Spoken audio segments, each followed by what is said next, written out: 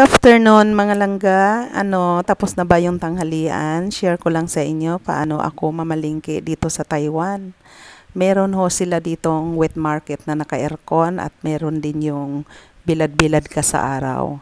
Siyempre, piliin natin muna yung naka-aircon gawa ng may ubo ako at may kariton. Pareha lang naman ang presyo.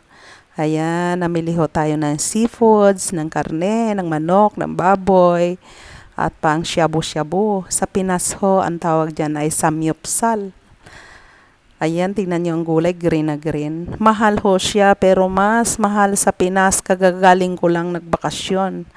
Hindi nakakatuwa talaga doon mamalengke, gawa ng matigas ang gulay, napaka-konti, napaka hindi fresh, at basta hindi nakakatuwa. Ayan ho yung mga pinamalingke ko dahil 2 days ho na walang karne ang palengke at ako tayo magutom. Yun lang guys.